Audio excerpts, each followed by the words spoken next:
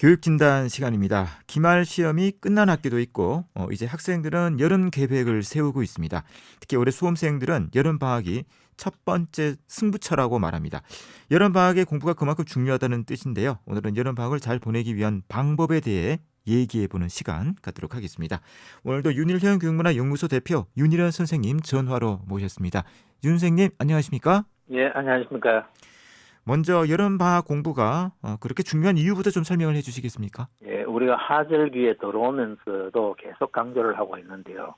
사실 고3을 기준으로 한다면은 3월에서 공부를 시작해서 11월 17일에 수능시험을 치지 않습니까? 그래서 그 과정에서 사실은 가장 고비이고 1차적인 승부처가 되는 게 여름입니다. 왜냐하면은 이 여름이 가만히 있어도 버티기가 힘든데 여기에 공부까지 더 붙으면 더욱 힘들기 때문이죠. 그래서 입시격언에 여름을 이기는 자가 저위에 웃는다라는 말이 바로 여기에서 나오는 겁니다. 그래서 중간고사가 끝난 시점 이후 그리고 이제 기말 시험이 거의 끝나는데요. 기말 시험을 칠 때까지 이 공부의 맥이 끊기지 않게 이어와서 여름 방학이 딱 시작되면은 8월 말까지 필요한 부분을 보충을 잘 하게 되면은 결국은 올해 입시에서 기대 이상의 성과를 거둘 수 있습니다. 그래서 이 하절기 공부는 사실은 입시 전체를 보면은 한 절반에 가까울 정도로 굉장히 중요합니다. 특히 8월 말까지는 교과서의 기본 개념과 내용 정리에 최선을 다해야 됩니다. 원래처럼 킬러 문항을 출제하지 않고 교과 내용 안에서 출제하도록 이렇게 방침을 정하고 있는 이 시기에는 교과서적인 기본 개념과 내용을 이 여름 하절기에 정리하는 것은 대단히 중요하다는 것을 학생들이 기억을 하면 좋겠습니다. 네. 학생들은 1학기를 마무리하면서 어떤 점을 좀 잘 점검을 해보면 공부에 도움이 될까요? 예, 우선 자신의 그 생활 습관이나 태도에 대해서 한번 점검을 해보면 좋겠습니다. 본격적인 하절기를 맞아 많은 수험생들이 그 의욕 상실을 겪고 있습니다. 상당수의 학생들은 날마다 되풀이되는 이 판에 박힌 일상이 지겹다고 이야기를 합니다. 이 말은 생활에 재미와 활력이 없다는 뜻입니다. 이 생활 자체를 스스로 능동적으로 꾸려가지 못하고 타의에 의해 끌려가거나 남이 짜준 프로그램을 수동적으로 따라가는 학생의 경우 이 증상은 더 심해집니다. 그래서 항상 꿈을 꾸면서 자신의 미래에 대해 낙관하며 능동적인 생활을 하는 수험생은 그렇지 못한 수험생들보다 훨씬 피로감을 덜 느끼고 활력이 넘치는 생활을 할 수 있습니다. 그래서 자신의 의지와 노력 여하에 따라서 우리는 조금 수동적이고 방어적이고 이런 태도에서 능동적인 생활 태도로 바꿀 수 있다는 것을 우리 학생들이 한번 생각해 보면 좋겠습니다. 그래서 이 힘든 하절기에는 우선 일주일 단위 혹은 3일 단위로 학습 계획을 세우고 반드시 실천하여 성취감을 누적시키는 게 필요합니다. 길게 장기적인 계획은 사실은 실천하기가 어렵죠. 3일 단위, 일주일 단위가 좋습니다. 또 실천을 통해 성취감을 느끼게 되면 자신감을 가지게 되고 그러면 몸과 마음이 이 건강한 상태를 유지하게 돼 전반적으로 활기찬 생활을 할 수 있습니다.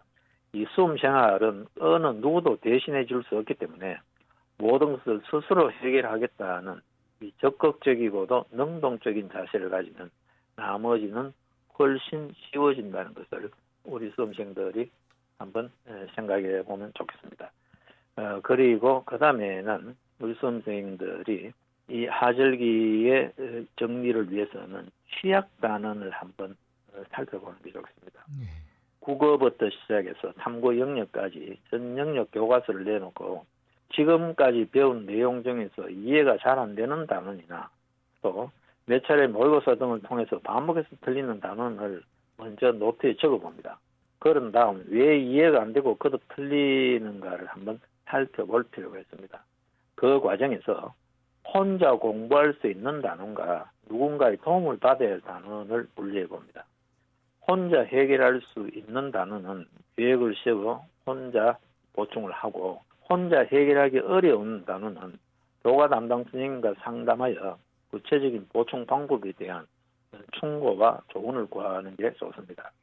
이때 어떤 특정 과목 전체가 약하다면 우선은 수업 시간 중에 배우는 내용을 먼저 소화하고 그런 다음에 어떤 학원이나 아니면 다른 요즘은 인터넷 강의도 있습니다만 다른 방향에서 도움을 받는 게 좋습니다.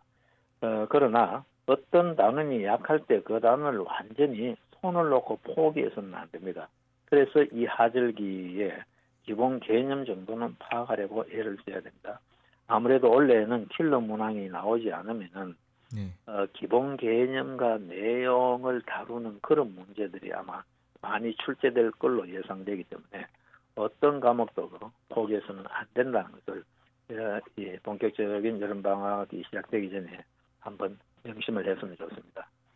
그리고 학습 태도에 대해서 우리가 한번 스스로 짚어볼 필요가 있습니다. 네.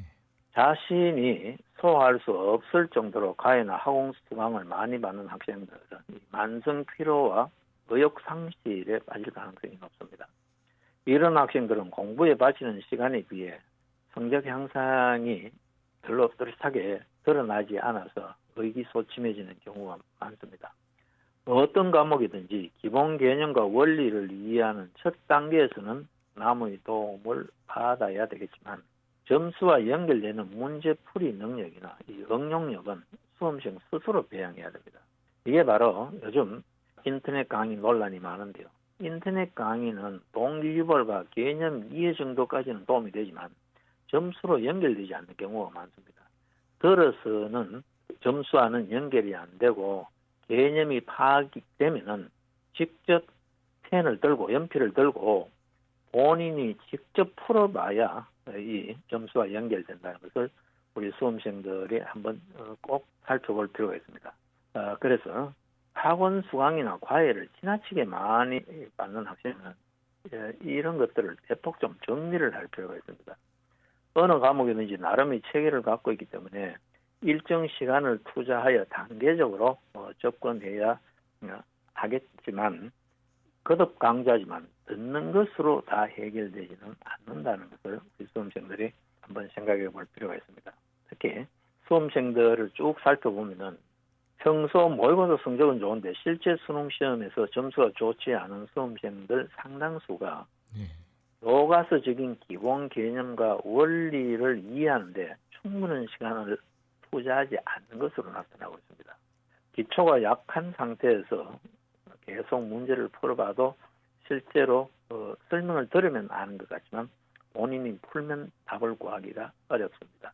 그래서 이 하절기 동안 특히 우리가 8월 말까지는 거듭 강조하지만 각 단원에서 자신이 약한 부분을 체크해서 그 단원에 대한 이해, 기본 개념의 이해만 제대로 해도 2학기 때 충분히 실전 문제 풀이를 할 수 있다는 것을 우리 수험생들이 생각해 보면 좋겠습니다. 네. 기말 시험이 끝나면 잠시의 휴식이 필요할 것 같은데요. 자, 어떻게 휴식을 취하는 것이 좋을지에 대해서도 간단하게만 좀 조언을 부탁드립니다. 예, 고3이라 할지라도 며칠 휴가 시간이 있습니다. 그때는 완전히 책을 놓고 자연 속에서 혹은 하고 싶은 일을 하면서 관심을 완전히 공부해서 돌려서 좀 쉴 필요가 있습니다. 이 휴식이라는 것은 다시 학업으로 돌아왔을 때 좀 더 기분 좋고 자신 있게 책을 들 수 있는 그 에너지를 공급해주는 그 에너지를 얻게 되는 그런 과정이기 때문에 고3 수험생도 한 며칠은 푹 쉬는 게 좋다. 그 쉬는 것도 책을 읽는다거나 음악을 듣는다거나 어디 연주회를 간다거나 혹은 이 갤러리 같은 데 가서 명작을 한번 감상한다거나 이런 식으로 평소와는 완전히 다른 패턴의 이 시선을 다른 데로 돌려서 휴식을 취하다가 돌아오면은 그게 더 몸과 마음을 상쾌하고 활력을 준다는 걸 한번 생각해 보면 좋겠습니다. 네. 말씀 잘 들었습니다. 고맙습니다. 네, 윤일현 교육문화연구소 대표 윤일현 선생님이었습니다.